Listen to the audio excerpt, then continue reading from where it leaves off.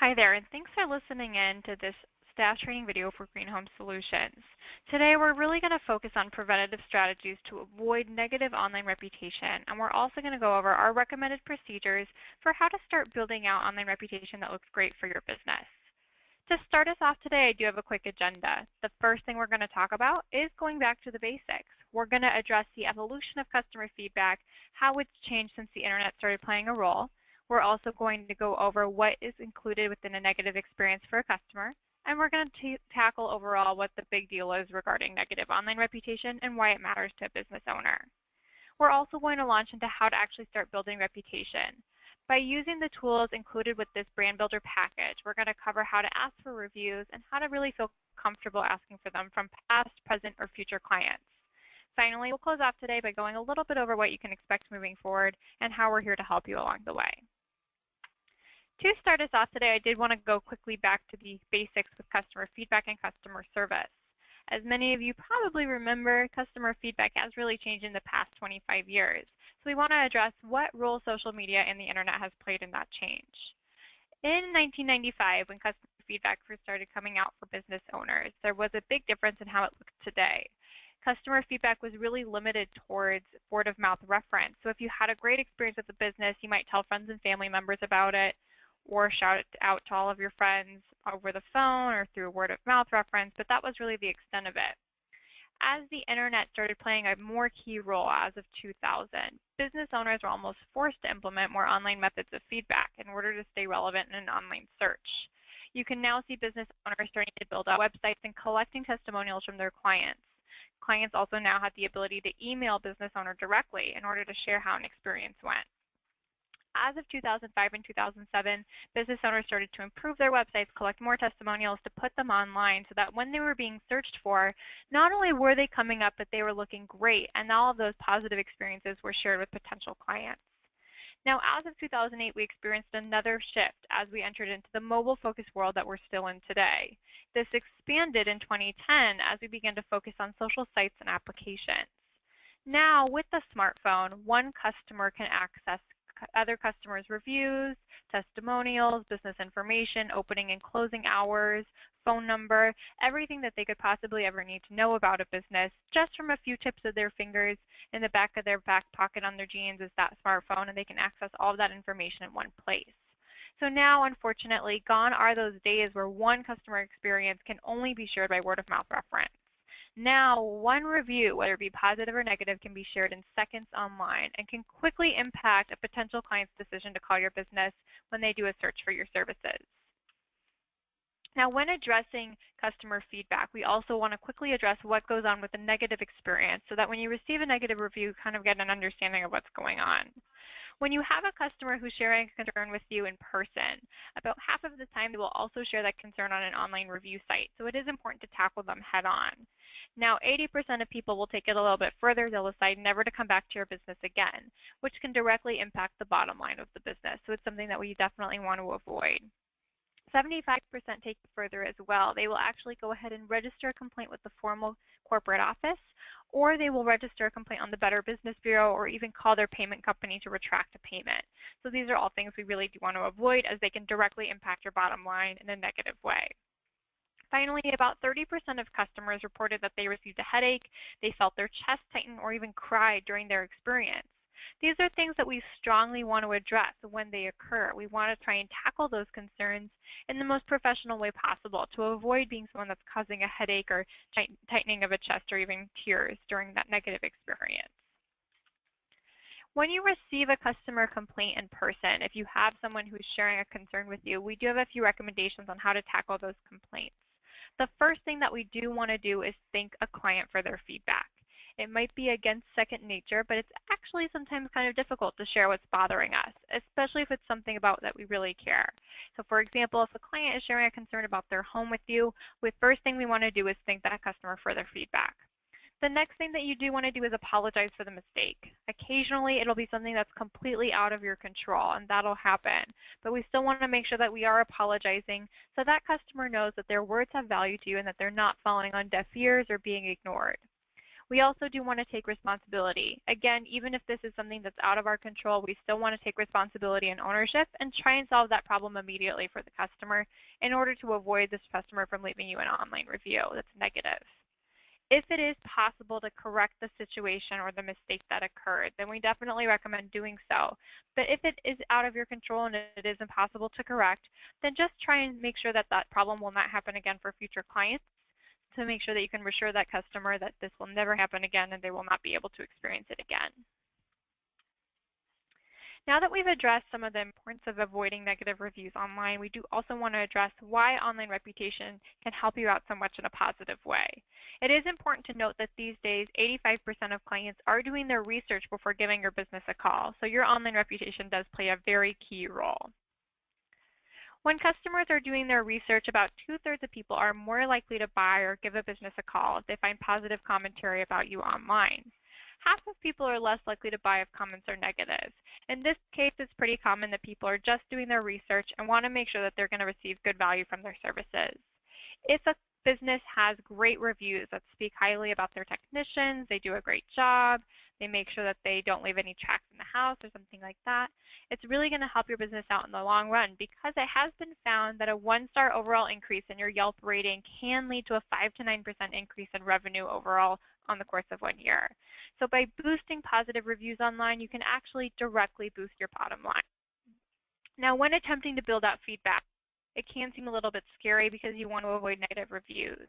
But one thing that is important to note is that from our end, we will be helping you out and helping you to respond to feedback that is negative, which is important because 95% of unhappy clients will return to your business if they feel like their issue was resolved quickly and efficiently. Continuing along the same line, something that has seen a definite change in the past 25 years is how consumers learn about brand recommendations. 25 years ago, if you had a question about a new product or a new service that you were looking to buy, you would ask friends and family members. You would check out what they've used, if they enjoyed using them, if it was a good service, if it was successful. However, now with the appearance of the internet, we have all this information right in the palm of our hand from our smartphone device. Now, some consumers still do trust brand recommendations from friends and family. About 7 out of 10 do. So for example, if they're looking for a mosquito spray for their backyard, they might ask their mom or their sibling, hey, have you guys used Green Home Solutions? Did they do a good job? Was your home really mosquito-free for the time after the spray? And that's how they would hear about you.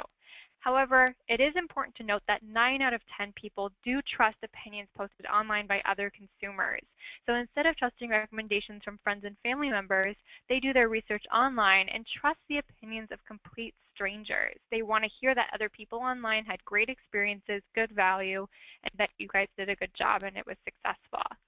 So this is actually pretty common across the board. 70% of people do like to hear about other consumers' experiences. They want to know what happened. Was it good? Was it okay? Did it not do so great? Was it successful? They just want to make sure that they did do a good job and that they did receive value. 65% of people like to know what kind of products or services you offer before giving your business a phone call. So they like to do their online research and learn about what your brand can provide them. Now, 53% of people are willing to compliment your brand after the service has been provided, and about 50% are able to express concerns or complaints about brands online as well. So after the service has been provided, it's important to note how things went, and if you feel comfortable that they were satisfied, to ask for that review. Now, when attempting to build online feedback, we do have a few baseline do's and don'ts, things we do recommend and things we want to avoid. The first thing that we want to do is make sure that your entire team is participating in building online feedback. When you guys all are working together to get more online reviews, you can start off by setting a goal and making sure that everyone is recognized, encouraged, and motivated to participate in getting these reviews online. We also want to talk about the impact that online reviews can have on your business. We want to make sure that these reviews are important to you and that you realize the importance and the impact that they can have not only on your business, but also on your bottom line. Online reputation can directly impact how potential clients view you online, so we want to make sure that you appear great. We also want to discuss negative reviews when they do occur. By keeping that channel of dialogue open and making sure that we're addressing every negative review that does end up online, we can tackle them head on and avoid ignoring them or shoving them under the rug. We also do want to ask clients for feedback who are satisfied with your products and services. We want to make sure that if you do have a happy customer on your hands, that you're striking while the iron is hot and letting them know that you would love for that experience to be shared online as well. Some quick don'ts, things we do not want to do or things we would like to avoid doing when asking for feedback, are first and foremost to avoid incentivizing or bribing customers to leave a review online. The reasoning behind this is that we really do want to stress the fact that these reviews should be honest and that the review should be coming directly from the consumer to the review site without any forcing of hand. Along the same line of thinking, we also want to avoid writing fake reviews or using fake profiles to boost your presence.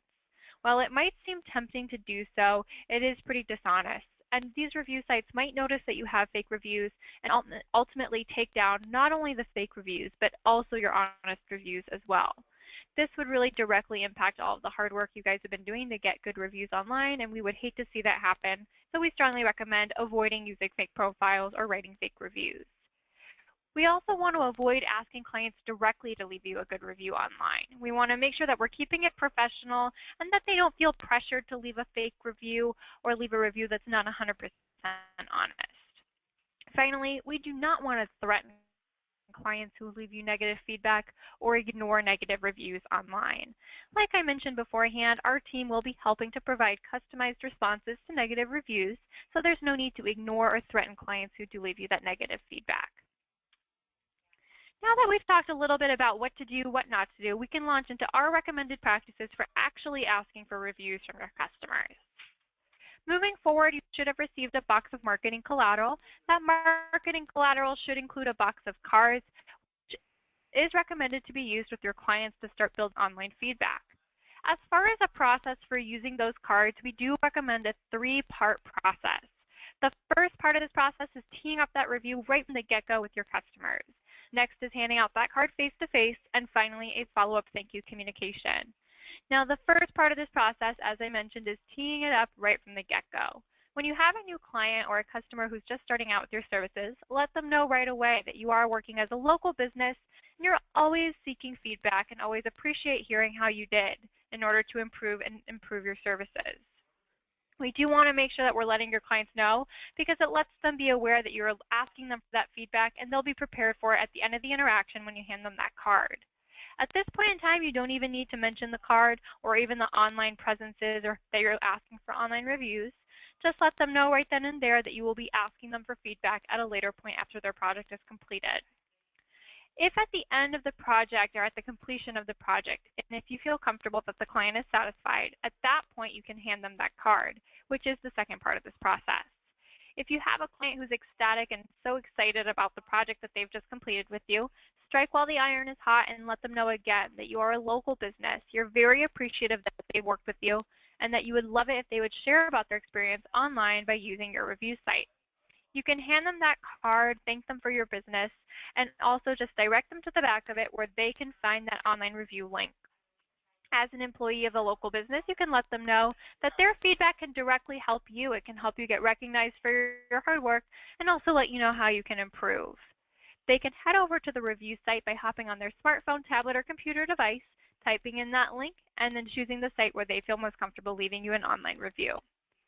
The last part of this process is a follow-up thank you communication. So a few weeks after the completion of their project, we would recommend following up by phone call, email, or thank you card, just to let them know again how much you valued their business and how much you look forward to hearing their feedback online.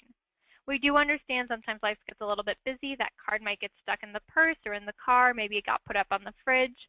But we just want to provide that customer with a reminder to leave you an online review. If you're sending a follow-up email, it is pretty easy to just put the review link in there so that your customer can click it directly from their email inbox and head straight over to that website. If you're going to be passing this information along to other employees, we do want to make sure that all of your employees understand that they are front-facing representations of your business. We want to make sure that all of them are able to navigate and engage with the review sites that are currently set up with your page. So if they're not very familiar, it might be a good idea for them to register and practice leaving a review for their favorite business or restaurant. We just want them to be aware of how the sites work in case they get asked any questions by customers, and that's why we think it's important that they're knowledgeable. If you'd like to schedule further staff training calls with our team, just let your account manager know, and we'll be more than happy to schedule that call. If you have past happy customers who stick out in your mind as having been really excited after the completion of their project, we don't want to ignore those customers at all. So if you do have a client who sticks out in your mind, please feel free to reach out. There is no expiration date or time limit on a great review. It's always a good idea to reach out to those customers, send them over the Reputation Builder website link, and ask them for that feedback. For clients that you're currently working with, we do want to make sure that everyone is knowledgeable about how to ask for the feedback and hand out those cards. And we also want to make sure that everybody is working together to achieve a goal for online feedback. For example, getting 15 new reviews by the end of the month. And we just want to make sure that everyone is motivated and excited to hand out those cards. We do also want to make sure that we're asking other associates or colleagues to help populate your page with new followers and new likes in order to get new activity on your page. In the future, we also want to make sure that we're showcasing the icons for your reputation sites like Facebook, Google+, or Yelp, and your email signature on the local web page, and just making sure that it's becoming a part of your day-to-day process to hand out those cards. Now, finally, we do want to quickly cover what you can expect moving forward. So first of all, you should have received that Buxom Marketing collateral. There is a link on the back of that card which will direct customers to your mobilized review site. On that review site, there will be links to your different social presences where clients can leave you feedback. This site, as a reminder, is mobile-friendly, tablet-friendly, and can be accessed from any internet device, so your customers can leave you reviews on the go or from their home computer. You also have your account manager on hand, and they are there to help you and make sure that you are achieving success. If you would like to schedule a one-on-one call or make sure that you want to schedule a staff training call with other employees, just let your account manager know, and they would be more than happy to schedule that with you and walk you through how to hand out those cards or tackle potential customer complaints. Thank you so much for joining us today for this staff training call for the Green Home Solutions brand. We are excited to have you on board, and we know your time is valuable, and we do want to thank you for spending some of it with us. If you have any questions after this call, please feel free to reach out to your account manager or access us within your personalized resource center by asking us a question through your help desk. Thank you so much, and we hope you have a great rest of your day.